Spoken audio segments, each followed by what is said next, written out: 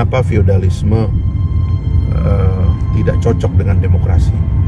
Dan kalau ada pelambatan tentang suksesnya demokrasi, itu salah satu tesis terkuat menurut saya adalah karena feodalisme yang gagal kita hentikan. Lalu kenapa otoritarianisme itu justru cocoknya itu dengan otoritarianisme? Ya. Kenapa feodalisme itu cocok dengan otoritarianisme? Nah, ini poin-poin yang menurut saya sangat substantif ya. Sebab begini, kalau di generasi saya itu, kita kalau mengimajinasikan dulu waktu kita melawan pemerintahan otoriter gitu, salah satu motif kita itu adalah karena kita membayangkan kita akan menumbangkan cengkraman feodalisme pada semua level, dan itu turun ke keluarga, turun ke masyarakat ya, RT, RW, desa, kecamatan, merayap terus. Tapi itu turunnya dari atas. Feodalisme di tingkat pemerintahan pusat turun ke bawah ya, menciptakan feodalisme di provinsi-provinsi, menciptakan feodalisme di kabupaten kota, dan seterusnya sampai ke rumah tangga, sampai muncul di Indonesia itu pribadi-pribadi feodal gitu. Orang-orang yang gampang tersinggung, gampang marah ya kan, tidak rileks ya kan. Itu adalah identitas feodal atau ciri-ciri daripada feodalisme itu sendiri. Sementara waktu kita dulu melawan otoritas besar yang dianggap sebagai sumber feodalisme itu, begitu juga demikian. Ya, kita membayangkan bahwa kultur egaliter, kultur demokrasi, kultur kebebasan, ya, kultur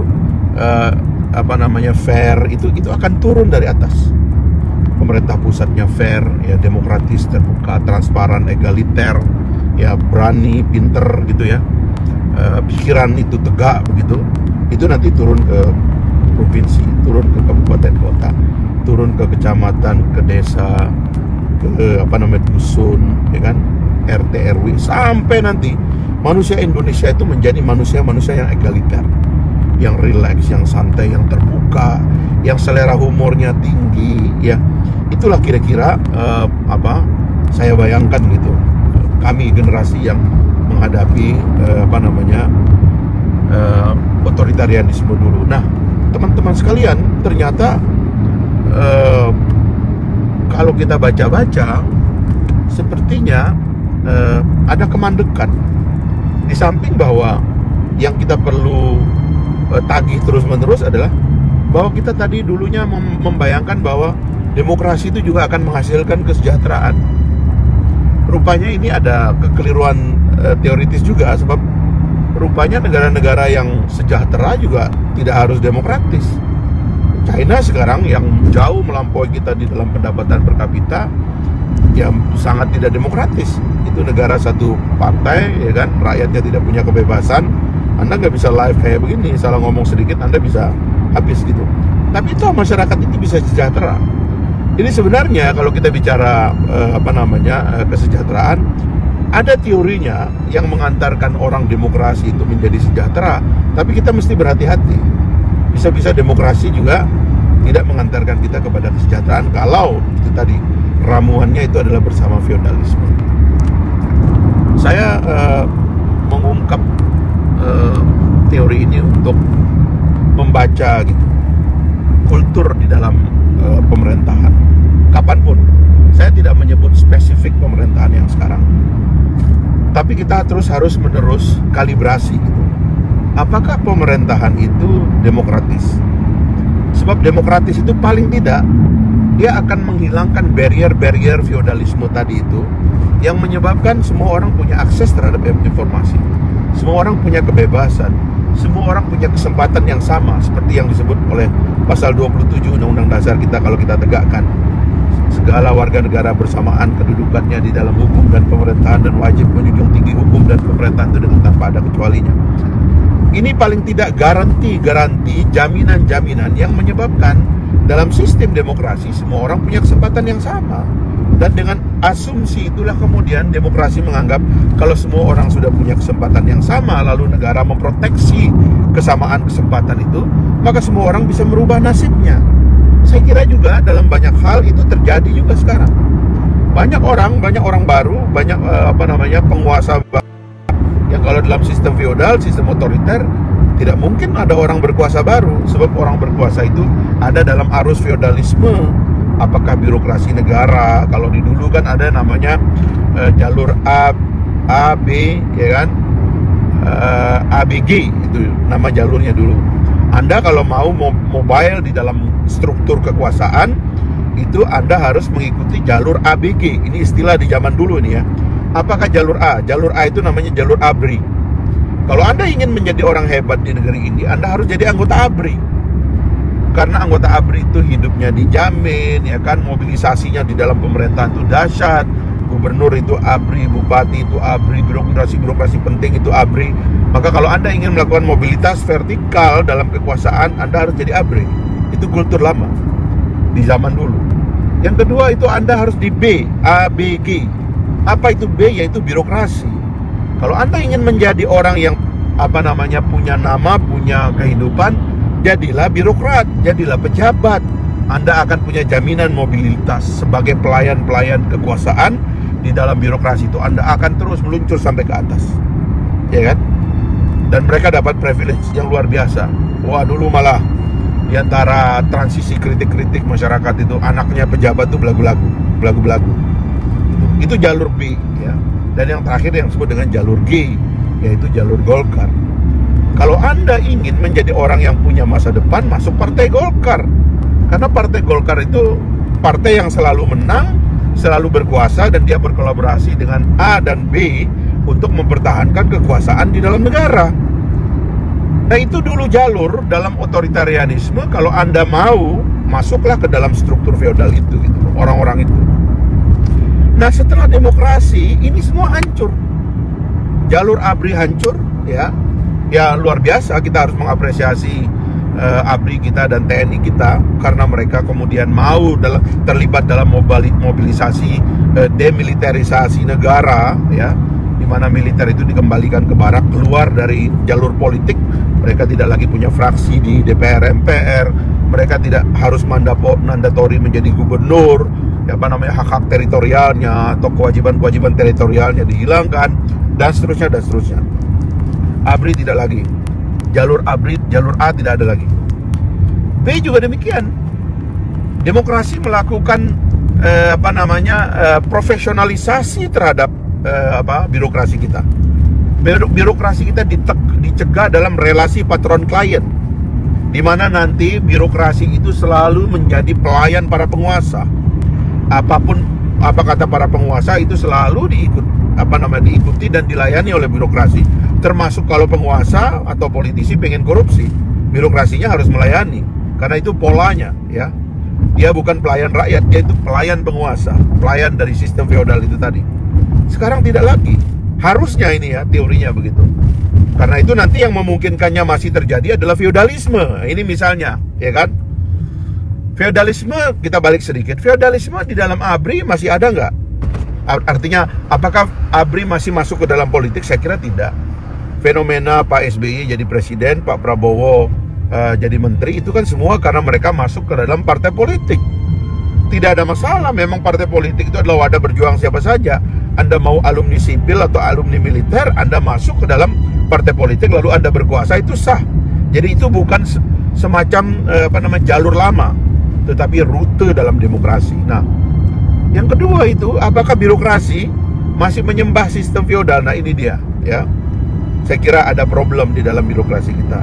Birokrasi kita masih feodal, masih asal bapak senang, masih mengangkat ke atas menginjak ke bawah, terutama kepada politisi. Inilah yang menyebabkan kalau kita lihat dalam perangkat-perangkat birokrasi itu, politisinya masih dilayani termasuk ketika berbuat salah. Tidak ada struktur yang profesional di dalam birokrasi kita yang menciptakan iklim kepada para pejabat politik bahwa Anda tetap harus berpegang teguh kepada hukum, dan birokrasi hanya melayani Anda apabila Anda menegakkan aturan dan menegakkan hukum. Di atas itu sedikit sebenarnya ada bahaya birokrasi, yaitu apabila terkait policy, ya, asal Bapak senang. Salah pun dibilang itu bagus Pak, itu betul Pak katanya. Birokrasi menyiapkan, memfasilitasi para politisi, presiden, menteri-menteri, pimpinan lembaga negara, gubernur, bupati, wali kota dan seterusnya itu mereka melakukan pelayanan termasuk ketika mereka berbuat salah. Nah, ini adalah kultur feodal yang harus kita kikis apabila dia ada di dalam negara. Nah, yang ketiga itu adalah partai politik gitu.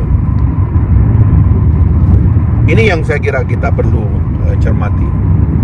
Apakah partai politik kita bertumbuh menjadi kekuatan demokratis atau dia bertumbuh menjadi kekuatan feodal?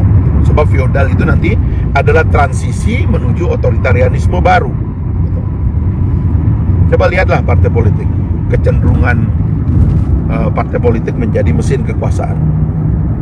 Partai politik berhenti menjadi mesin pemikiran. Partai politik tidak mengakomodasi kaum intelektual. Partai politik mengakomodasi orang-orang yang masuk untuk kekuasaan semata. Itulah yang menyebabkan kemudian di dalam partai politik muncul kultur feodal yang akut. Tidak ada lagi perdebatan di dalam partai politik. Tidak ada lagi hubungan egaliter di antara penurus dalam partai politik. Sehingga kemudian kultur feodal di dalam partai politik ini justru pindah ke dalam negara. Dan kemudian menciptakan feodalisme di dalam kekuasaan. Kekuasaan yang seharusnya adalah milik rakyat, ya karena dipilih oleh rakyat, tidak lagi serving the people, tapi serving the power, ya melayani kekuasaan, membungkuk-bungkuk di depan kekuasaan. Nah, teman-teman sekalian, kira-kira ini adalah pandangan teoritis yang dapat kita lihat untuk membaca kenapa di suatu negara demokrasinya itu tidak fungsional untuk mengubah nasib rakyat. Di antaranya adalah karena yang kita bahas dalam sesi ini, karena nilai-nilai feodal itu masih menggelayut di dalam kekuasaan itu sendiri. Apakah kultur feodal itu kultur yang memberikan pengistimewaan kepada orang-orang tertentu, terutama mereka yang berada dalam struktur pemegang kekuasaan, baik kekuasaan uang maupun kekuasaan politik? Itulah sejatinya feodalisme. Kita seharusnya membebaskan negara kita dengan cara ketika kita mengamandemen konstitusi, lalu negara kita menjadi negara demokratis dengan konstitusi baru, menciptakan kultur baru yang berpusat pada kebebasan individu dan hak-hak asasi manusia. Maka sejak itulah seharusnya kita melerai agar struktur yang terbentuk dalam negara, kita lerai untuk berkolaborasi dengan sistem feodal yang memang ada di dalam tradisi sebagian masyarakat kita. Masyarakat kita itu mengandung anasir tradisi yang feodal, ya. Mulai dari kultur di dalam rumah tangga, cara kita mendidik anak-anak kita, sampai kultur di dalam adat kita, dalam agama kita, itu digelayuti oleh feodalisme yang kemudian menyerang ke jalur kekuasaan, dan itulah yang menciptakan feodalisme di dalam kekuasaan. Dan feodalisme dalam kekuasaan itulah menyebabkan kemudian pemimpin itu salah didiamkan. Pemimpin tidak boleh dikritik. Pemimpin selalu lebih tinggi, selalu dianggap lebih tahu. Seolah-olah pemimpin pasti lebih banyak berkorban, ya kan? Sampai sekarang, kalau politisi itu, ya kan, disebut masa bakti atau pengabdian, gitu. Seolah-olah rakyat tidak mengabdi, ya. Seolah-olah orang lain itu tidak berbakti dan tidak mengabdi. Kita memakai kata pemerintah, ya. Pemerintah itu artinya pemberi perintah. Itu sebenarnya kultur yang harusnya kita lawan.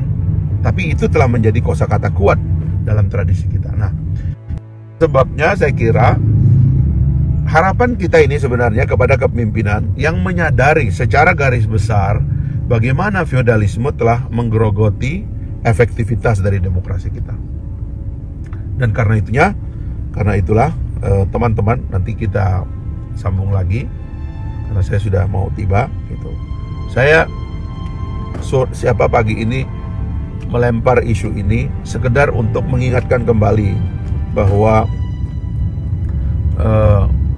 dalam segala situasi kita harus waspada. Jika tiba-tiba kita sudah mengarah kepada mengentalnya feodalisme di sekitar kita, yang memang ada dalam sebagian dari budaya masyarakat kita.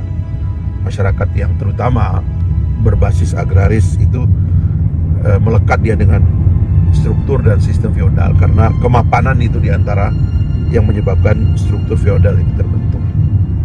Nah, karena itulah kemudian padahal kita sedang menghadapi krisis, ya, dalam krisis seperti ini yang kita perlukan itu adalah kultur egaliter, kultur yang terbuka, kultur yang demokratis, sehingga negara menjadi fasilitator bagi semua orang untuk mencari jalan keluar yang terbaik. Jangan dianggap negara seolah-olah satu-satunya pemberi jalan keluar. Apabila mentalitas seperti ini, maka pemerintah itu akan terjebak dan sibuk dengan dirinya sendiri, menggelayut kiri, menggelayut kanan, seolah-olah dia sedang mencari penyelesaian, dan seolah-olah hanya negara yang sanggup melakukan atau menyelesaikan persoalan ini. Padahal tidak. Dalam sejarah masyarakat demokratis, rakyatlah yang memproduksi solusi, bukan negara gitu. Justru karena adanya kebebasan itu, rakyat kemudian bebas untuk mencari jawaban, termasuk bukan jawaban untuk diri sendiri sebagai bagian dari survival dia, ya, pertahanan dan daya tahan dia untuk menghadapi hidup yang semakin keras, tapi juga rakyat yang bebas, yang kreatif, akan menciptakan kreativitas dan inisiatif untuk menyelesaikan problem-problem bersama yang kita hadapi.